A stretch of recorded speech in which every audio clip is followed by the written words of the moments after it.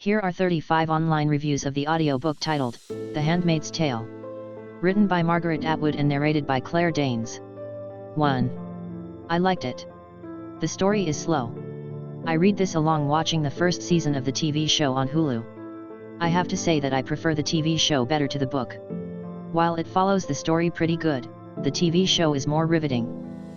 The narrator does a great job. Liked it a lot. 2. Visionary. Very powerful novel of a horrifying dystopian society. Although fiction, its power is found in the plausibility of its reality. It really would not be that far of a stretch to arrive at something quite similar to the world Atwood presents in this remarkable novel from the 80s that may be even more relevant now than it was when it first came out. Highly recommended. 3. A story for more than one era. Excellent writing, compelling story, engaging narrator. Themes that echo today, a thoughtful story. The role of religion in society, a patriarchal mindset, and a devastating ecology all combine and converge artistically. 4. Skip the book. I have no idea how they developed a series from this book, but kudos to whoever wrote a great series from this mess of a book. The writing is 90% mundane monologue and 10% interesting dialogue. Watch the series and skip the book. 5. Riveting. Vivid. Addictive. I wasn't sure if I wanted to read/listen to the book or if I should just watch the show. I always read books before watching shows/movies, but a couple of friends discouraged me and suggested that I skip the book. I am so glad I did not listen to them. This audiobook was absolutely amazing. I finished it in less than 2 days. Narration, excellent. Storyline, excellent. Characters, excellent. Story development, excellent. Ending, excellent. I have serious attention problems, and while I really enjoy audiobooks, I frequently zone out and have to rewind. This one had my undivided attention throughout. The beginning is a little slow, but it's very important to pay attention there because she gives the lay of the bizarre land of the story. There's also some foreshadowing there. Just pay attention. And stop wasting time reading my review and go get this book. 6. Incredibly frustrating. I couldn't stand how passive and boring the main character was. She didn't care about her life before the Gilead, and she didn't really care after either. There were just too many small disturbing scenes without any character development. Oh, and don't even get me started on how it ends. I love a good cliffhanger, but this was just so random and left so many loose ends untied. 7. The Hulu show is better. I started watching The Handmaid's Tale on Hulu before reading the book. I don't think I would have understood what was going on in the book without seeing the show. The ending of the book was frustrating. No closure. It was a well-written book with metaphors galore, but I think a better explanation of what happened and how would have given readers more understanding of the dire situation. The show is terrifying, this book is not. 8. Wow. That's all I can say after reading such an in-depth, dark story that can be seen as a very realistic and true story for some. This may not have portrayed actual events of history, or may even be considered a bit slow at times, but I believe it was important to have every bit included to truly get a feel for what was going on throughout. I am in awe, and I have felt pain and sorrow, but I think this book is very important to read and appreciate. 9. Dead boring, worse than boring. I've tried for years to listen to this. Starting over again and again, trying to keep an open mind. I enjoy most Atwood novels. This one is too annoying to be boring. Irritatingly tedious. Life inside the narrator's experience is simply a punishing tedium. 10. Good narration, audio problems. I would recommend this book to anyone that asks for a good book to read. Amazing book that I would love to talk more about, but this is more of a technical thing. I was having audio problems with the book. I don't know if this is just my phone or the book itself, but at some points the audio goes up and down on its own. Either way, amazing book, scary story. 11. I must be missing something. First, Claire Danes is great. The premise is very interesting and I like the writing style, but the story itself has no build, climax or resolution. It's just a boring story that someone could have made up as they went along. It was very disappointing. 12. Nice reading of The Handmaid's Tale. Claire Danes does a creditable reading of this prescient novel, so appropriate to our times, which include the brutalities, racism, treason, and misogyny of the odious Donald Trump and his anti-democratic supporters. For these reasons and for its intrinsic literary value, this audiobook is well worth a listen. 13. Disappointing. With all of the 5-star reviews, I expected more. The endless, pretentious, and poetical description of scenery made the book much more about the setting than it did the plot. I like a good story. Of course, detailed description of the setting is necessary for a good story, but this book stopped at that. There was almost no plot to sink your teeth into. I kept waiting for it to begin, but all I got was a lot of pompous literature that droned on and on about nothing important. It was boring. 14. Whistle while you... No, wait, please, don't. Please never let Claire Danes read another book. That whistle killed the story. Man, I was in love with her as a teenager. Why does she irritate the sh*t out of me now? That whistle. Gotta be that whistle. Learn to enunciate an S properly. 15. The rare case of the show being better. Once in a blue moon you come across where the TV show is better than the book. I feel there could have been so much more at the end of the book. Nope. Not the case here. We're left with a weird ending that doesn't tie up any of the plot. 16. Beautiful metaphoric work, almost poetry. Margaret Atwood is a stunning author, weaving contemporary and archaic themes like a true artisan. This story is sad, horrifying, and all too timely right now. And yet there is hope shining all over the narrative, in the memories, in the dreams and in the characters' actions. Every regime throughout history that attempts to put out the light will fail. We were born for the light and for the truth. 17. Loved this book. This was the first audiobook I ever listened to and I was hooked. I was listening to it at work, during my commute, doing chores around the house, you name it. It could be because of my personal experience having grown up in a cult that was oppressive to women, but I felt like the author nailed that experience like a pro. It conjured a lot of feelings I have not experienced since leaving that religious group. The protagonist's experience of despair, her resentment, and longing to radical liberation resonated with me. As you are listening, you can feel how this story could easily become a reality when there is no separation between a patriarchal church and state. The ending still haunts me, but there is a sequel called Testaments for Unanswered Questions. Claire Danes' voice was just perfect for the dark, lonely, and serious tone of the story, which is an excellent slow burn. So often a narrator's voice can cause me to lose interest and or not finish an audiobook. Not her. She did excellent. I would recommend she narrate audiobooks in the future, for entirely selfish reasons faced with tears of joy. I wished she had read the sequel that came out last year, I think. 18. Most depressing story I have ever read. I wanted to like this very, very long tale. I especially wanted to read a book written by Atwood, a fellow Canadian. Unfortunately, I couldn't wait for it to end. I found it horribly dry and depressing. There was not one uplifting moment in this entire book. It was all certainly plausible, but not the kind of read that you just couldn't wait to find out what happens next. I find it ironic that there are so-called historical notes at the end, being as that it was written with the feel of a history book.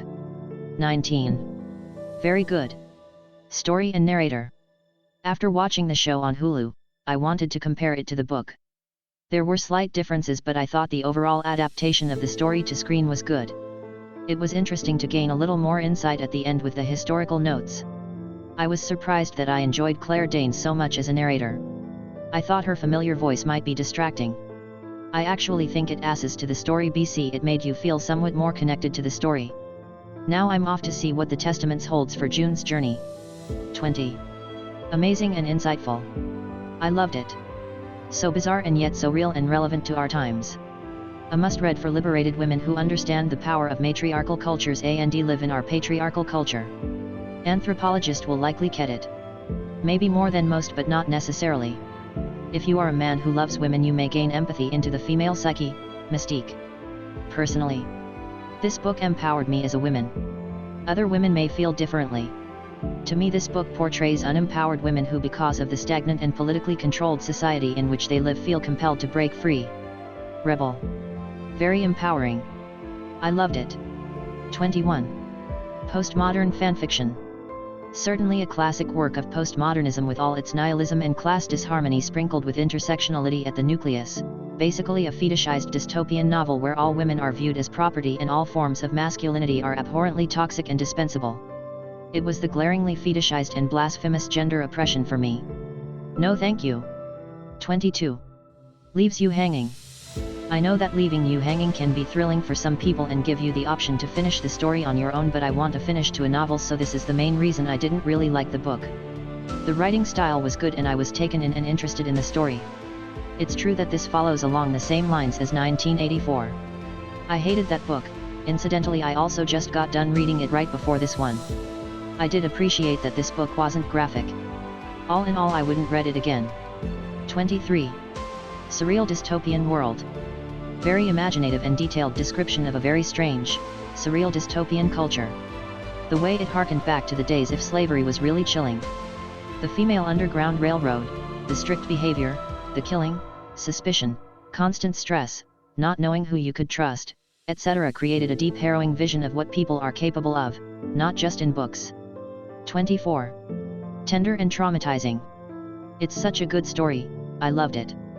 It's bleak and painful to read, at times, but the main character, Alfred, tells her story so beautifully and intentionally, that it demands attention. There is so much life in her, but everything worth living for has been stripped away. She once had a family. She once had things that we take for granted. Now she has nothing. Alfred has lost her right to self-expression, but she has so much to express. I think that's what made my chest tighten with grief, those moments of forced silence and conformity. She has eloquent thoughts to share, but only permits herself to a scripted answer or a moment of eye contact. The only way she can speak to her best friend is by hiding for 30 seconds in a bathroom. Don't think or speak, don't read or touch, don't even look at another person. Just spread your legs when you are told. 25. Boring book, excellent television. I often go back and read the books upon which movies and television programs that I enjoy are based, and in almost every case I enjoy the book as much, or more, than the movie/program. This makes perfect sense, of course, but The Handmaid's Tale is the exception. The best words I can use to describe the book are tedious and boring. The storyline is so buried beneath mundane descriptions that the reader can easily forget that a storyline actually exists. The characters lack any depth at all, even Alfred. She is not clever, or incisive, or determined, or any other adjective you would use to describe her character in the television series. In the book, she is just a bland woman moving from place to place without emotion, foggily remembering the past.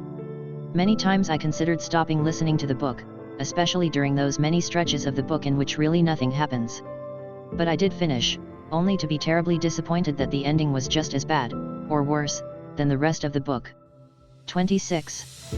Total disconnect from reality. Left-wing liberal fantasy world story about male misogyny and dominance over women in some futuristic society. It was such a loony concept that only readers who live in an alternate reality would be able to appreciate the disconnect between where we are now and where we are headed. I hated the book because I live in the real world and will not allow my thoughts and political views to be manipulated by left-leaning authors. I returned this book to Audible for a refund because it was so bad I had to stop reading about 1/4 the way through. If you don't like dealing with the real world, you may actually like this book. 27. True journey of literary entertainment. It's funny how one forgets stories. I'd read The Handmaid's Tale many years ago in high school but realized I couldn't recall nearly any details of the story. I'm so glad I decided to refresh my memory with the Audible edition. Claire Danes is beyond perfect in bringing Margaret Atwood's words to life, expressing everything from feelings to rhythm. The story is still very interesting as a New World Order fiction and sure to rile up many emotions, especially amongst female listeners. At least, it did for me. 28. Poorly conceived dystopia. I feel this book is a huge fraud. There is such a hype around it, which immediately leaves one thinking that it must be great, and then, after listening to it, one feels that it is a poorly written dystopian story. Poor plot, poor character depth, poor character development, too much descriptive nonsense which don't add much to the story. I will listen to the second book in the series, but just for the sake of finishing it. Hopefully, it will be better than this one. Not a hard job though. 29. Decent book but not my style. Handmaid's Tale was a tough listen. There are constant jumps back and forth from the past to the present that become difficult to keep together and messed with the pacing of the book. I still enjoyed it, just not the kind of book that will get me in to read the sequels. I saw most of the first season of the show, it holds true. Wish I was able to read first, as I would have liked to imagine the faces of the characters than that of the cast. 30. Enjoyed it. I enjoyed this book and loved Claire's performance. I like how you don't know if what she is saying is her truth or real truth or just a story. Even though this book is from the late 80s, it could have been written recently. It was easy to imagine that the time before was right now. 31. Yawn. I don't get the hype. I am so confused about why this book is so popular. It starts as one of those types of books that has a lot of unknown details that you have to piece together as you read/listen. But generally you quickly develop an idea of the story. Not so in this book. I was pretty far into the story before there was a muddy picture of what was going on. And the present tense of the story, as well as the thoughts and memories of the main character, were all over the place, as if she was drugged as she was telling her story. Maybe that's the point? But it wasn't a good story to tell. It was weird. It was stupid. It was uninteresting. And then at the end there's this fictional keynote speaker where the main character and her story are discussed, as well as the things of her day, as if this is actual history. It is so dumb. At 9 hours in I still thought the book was not good, but I was hoping in the final couple of hours something would happen that would make the rest of the book brilliant in retrospect. Nothing happened. It was 12 hours of my life I'll never get back. Also, I didn't care for the narration. 32. Impeccable. I feel underqualified to rate such a masterpiece. The writing itself is exquisite. I must look into more of Atwood's work. The narration is superb. Claire does a wonderful job with the characters and inflection. The plot, stunning and terrifying all at the same time. I'm looking forward to reading the sequel. 33. Claire Danes didn't really give much nuance. I often found my mind wandering during this book. Danes doesn't give much differentiation to her voice acting between different characters, and not much happens during the plot either. At times, it was hard to figure out who was talking and at what time period. I'd say, skip and watch the show. This audiobook left me disappointed. 34. Intensely thought-provoking and well-written. This was such an intriguing story that kept me enthralled throughout. Claire Danes was the perfect narrator. Although Ms. Atwood wrote this book in the 80s, the similarities between Gilead life and present-day events are eerie. I was fascinated by every bit of the story and I cannot wait to read the testaments. Atwood's way with words is impressive. 35. Well-told dystopian story with Christian twist. Claire Danes does a marvelous job as narrator in first person as our handmaid and voicing other characters effectively across emotions from fear to fervor, disdain to resignation. This story has now been made a TV show, but I haven't seen it. Found the story intriguing and well told, essentially a caste system in a future where fertility is prized and the Bible is used to justify the extremes. Through the narrator's perspective, one can almost imagine how powerless a person might feel when subjected to this type of reality. I was somewhat disappointed with the ending and don't want to give it away. Interesting handling of it and gave me some of the answers I was looking for, but certainly not all of them. Worth a listen. Thank you for watching. Please, do not forget to subscribe, like and share this video. Tune in for more online audiobooks reviews.